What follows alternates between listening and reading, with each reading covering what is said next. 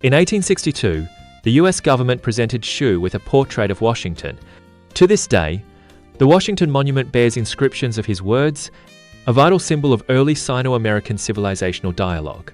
徐的理解为中国后来的西方学习提供了清晰的国家参考。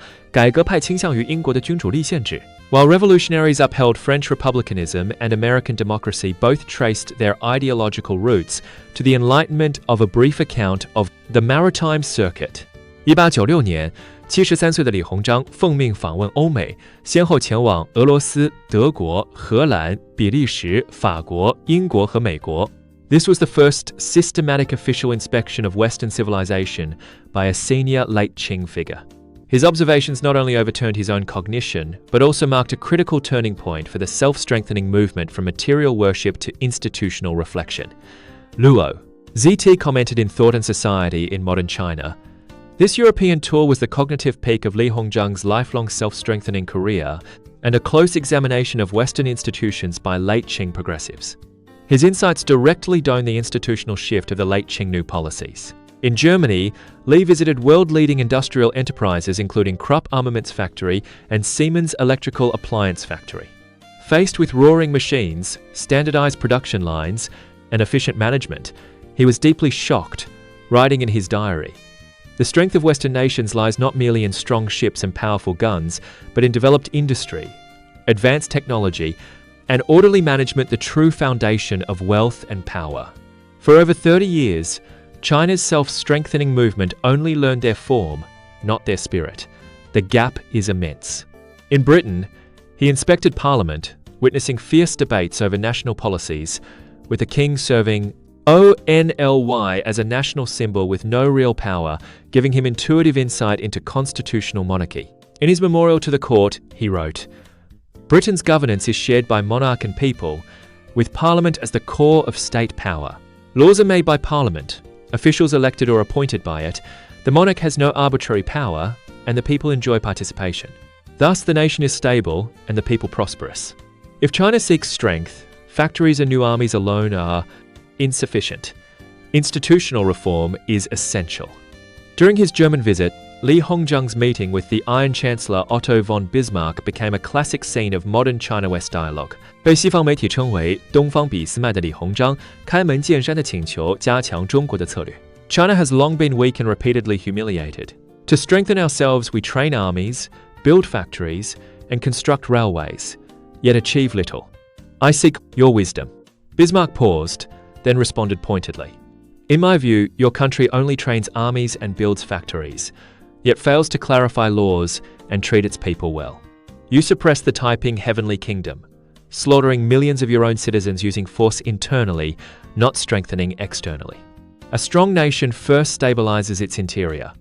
To stabilize the interior, you must treat your people well, protect them with laws, and strengthen the nation through popular strength, not suppress the people with force or flaunt military power.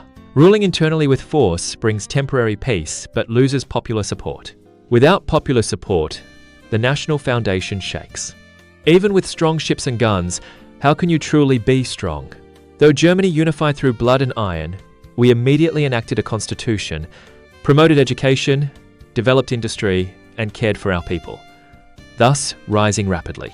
Your country neglects the root and chases the trivial, learning only Western tools, not Western systems, and failing to reform oppressive governance, you will never succeed. Li fell silent, then sighed after a long while. National conditions differ. Imitation is difficult. China's people lack enlightenment and are disunited. Western systems risk internal chaos. Bismarck replied, "Enlightenment is not innate, it is taught. Popular support is not spontaneous, it is secured.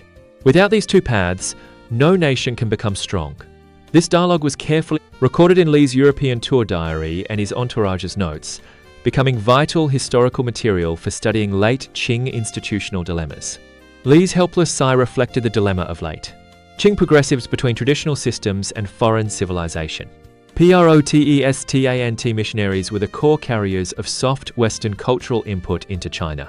Unlike the hard aggression of great power gunboats, they introduced the modern core of Western civilization through education, medicine, charity, and translation. Their influence far exceeded religion itself, making them vital promoters of China's modernization. Fairbank commented in the United States and China, Protestant missionaries, WERE peaceful envoys of Western civilization in China. They brought not guns and plunder, but education, medicine, science, and democratic ideals, nurturing large numbers of elites with both Chinese and Western vision, becoming a pure window for modern China to engage Western civilization. As a representative American Protestant missionary, John Leighton Stewart exemplified Sino-Western integration through founding Yenqing University. 1919年 Stewart 成为了他的 president, 采纳了 motto, through truth to freedom to service, and the educational philosophy of combining Chinese and Western inclusiveness and openness. He spent 10 years selecting and building the Yenqing campus, preserving traditional Chinese garden architecture while integrating modern Western campus planning. For faculty, he hired both Chinese studies masters such as Chen Yingkui, Chen Mu, and Wu Mi to teach traditional culture and renowned Western scholars to spread scientific and humanistic knowledge. A large number of modern Chinese scholars including Bingxing, Fei Xiaotong, Lai Jieqiong, and Xiao Qian graduated from Yenqing, mastering both Chinese and Western learning and becoming pillars of cultural exchange and modernization. 斯图尔特维护学术自由和思想独立，燕京成为现代中国爱国运动和思想解放的重要基地。学生积极参与5·4运动和129运动，展现了强烈的民族 responsibility.